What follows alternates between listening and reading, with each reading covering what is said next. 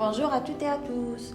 Aujourd'hui, on va commencer par notre premier cours qui va être la première partie des généralités sur la génétique.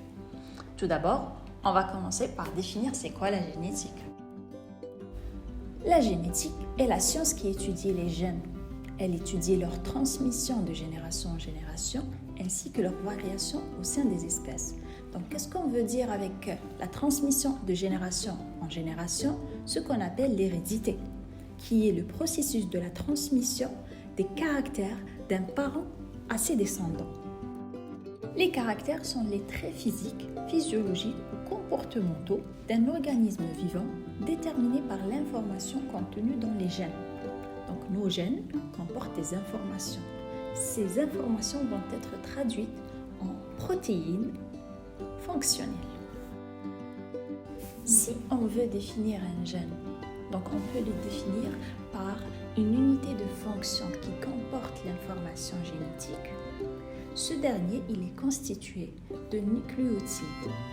Il a un début et une fin bien déterminés. Donc chaque gène qui code pour chaque protéine, il a un début et une fin bien déterminés. Chaque gène a des variants. C'est ce qu'on appelle les allèles. Donc les allèles sont les variants d'un gène de départ. Donc un gène, il a plusieurs allèles. Il peut avoir 2 ou plus. Donc on va donner un exemple pour que tout soit clair.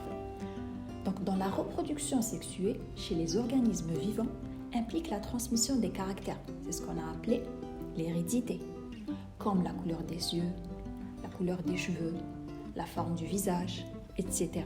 d'une génération à l'autre. Donc c'est la diversité des allèles qui fait que les individus d'une même espèce sont différents les uns des autres. C'est pour cela, quand on a défini la génétique, on a dit que c'est une science qui étudie aussi les variations au sein des espèces. Donc on peut avoir des variations au sein d'une même espèce. On va donner l'exemple de la couleur des yeux chez l'humain. Donc chez l'humain, plusieurs gènes sont responsables de la couleur des yeux, ce qui signifie qu'il y a plusieurs allèles possibles. L'un de ces gènes, il code pour la production de mélanine, qui donne la couleur. Donc la protéine responsable de la couleur brune de l'iris. Donc ce gène, il propose 2 allèles différents. L'un qui est traduit par la production de la mélanine et qui donne la couleur brune à l'iris, et l'autre qui traduit l'absence de mélanine, ce qui donne la couleur bleue à l'iris. J'espère que l'exemple était clair. Donc, l'ensemble de tous les gènes que comporte un organisme forme ce qu'on appelle le génome. Donc, le génome, c'est tous les gènes que comporte un organisme. Quand on parle de gènes et des variants, ce qu'on appelle les allèles, on parle forcément de génotype, qui est le patrimoine génétique d'un individu. Il décrit l'ensemble des allèles d'un individu pour un gène donné. Donc, il faut qu'il y ait 2 allèles. Comme on a dit tout à l'heure, chaque gène il peut avoir 2 allèles ou plusieurs. Donc, il faut qu'il y ait 2 allèles pour donner un génotype. Par exemple, lorsqu'il y a un croisement entre le père et la maman. Donc, le papa il va donner un allèle et la maman elle va donner un allèle. Et ces deux-là forment ce qu'on appelle le génotype de l'enfant.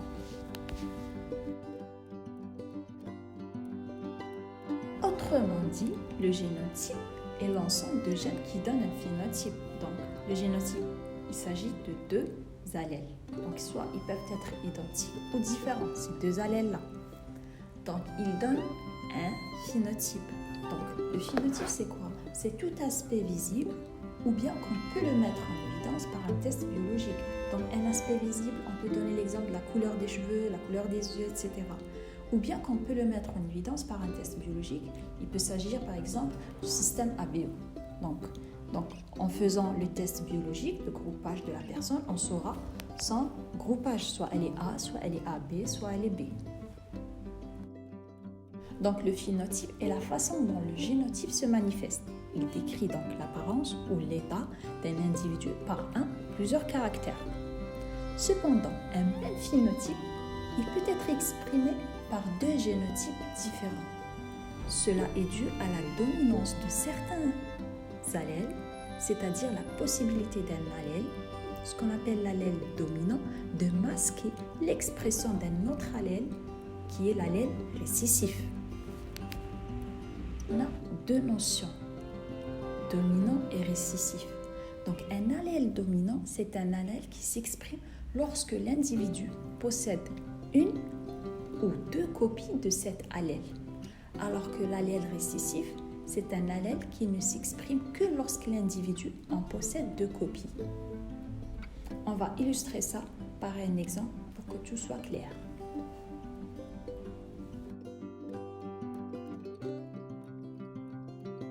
Donc, on va rester sur notre exemple qui est la couleur des yeux.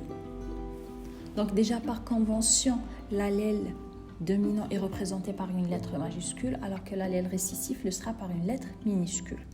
Donc dans notre cas, nous avons illustré l'allèle couleur brune par le grand B ou bien B majuscule et le B minuscule c'est l'allèle couleur bleue. Donc comme vous voyez ici, bien évidemment, les deux premiers individus sont homozygotes, auront respectivement les yeux bruns et les yeux bleus. Je vais vous expliquer ça. Lorsqu'une personne reçoit deux allèles identiques, on parle d'homozygosie pour cet allèle. Par exemple, pour l'allèle grand B, dans notre premier cas. Le deuxième cas, plutôt petit b, on dit que cette personne elle est homozygote pour l'allèle B. Cependant, l'individu hétérozygote possède deux allèles différents. Donc, il possède deux allèles différents du même gène. Il ne faut pas oublier ça. Donc, le gène comporte deux ou plusieurs allèles. Le génotype il peut être identique, comporte deux allèles identiques ou différents. Lorsqu'ils sont identiques, on parle d'homozygosie. Lorsqu'ils sont différents, on parle d'hétérozygosie. Revenons à notre exemple. L'individu possédant à la fois un allèle de couleur brune et de couleur bleue, qui est grand B, petit b, donc il est hétérozygote, donc il aura les yeux bruns. Parce que là, on parle d'hétérozygosie. Donc, il a deux allèles différents. Dans un, il est dominant. Donc, l'allèle dominant, c'est lui qui va déterminer le caractère, alors que l'allèle récessif, qui est le petit b, ne sera donc pas exprimé. J'espère vraiment que la vidéo vous a plu. Si vous avez des questions, n'hésitez pas à me les laisser en commentaire. Et à très bientôt.